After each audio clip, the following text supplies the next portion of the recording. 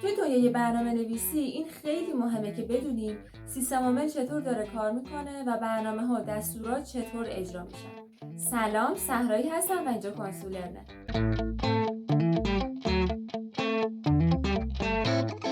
این ویدیو برای کودک و نوجوان تهیه شده، اما اگر شما هم از سیستم عامل کم میدونید تماشای این ویدیو رو از دست ندید. امروز میخوایم در قالب یک مثال فوق‌العاده ساده در مورد پروسس ها صحبت کنیم و ببینیم که چطور سیستم عامل برنامه ها رو در قالب پروسس ها اجرا میکنه. اکثر ما از ویندوز استفاده کردیم و اکثر برنامه ها یک فایل اجرایی دارن. حالا من میخوام فایل اجرایی ماشین حساب رو بهتون نشون بدم. همونطوری که میبینید ماشین حساب یک فایل اجرایی داره که اگر من روش کلیک کنم میتونم از این طریق هم ماشین حساب رو باز کنم و ازش استفاده کنم. برنامه هایی مثل ماشین حساب در قالب پروسس دارن اجرا میشن.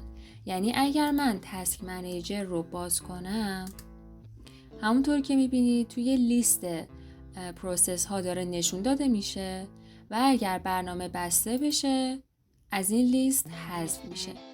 حالا ما از یک بازی که توی پایتون ساختیم یک فایل اجرایی درست کردیم که درست کردنش هم بعداً بهتون یاد میدم که اگر من از این طریق روش کلیک کنم، همونطوری که میبینید این فایل اگزه پایتون هم توی لیست پروسس ها قرار گرفت و حتی اگر پایتون رو نصب نداشته باشیم میتونیم از این فایل اگزه پایتون استفاده کنیم و این بازی رو انجام بدیم. نحوه درست کردن فایل اگزه از یک بازی پایتونی رو تو جلسات بعدی بهتون یاد میدم و همچنین بهتون میگم که ما برنامه ها رو فقط در قالب پروسس ها نداریم، برنامه ها در حالت های دیگه مثل سرویس ها هم اجرا میشن. پس منتظر ویدیوهای بعدی باشین.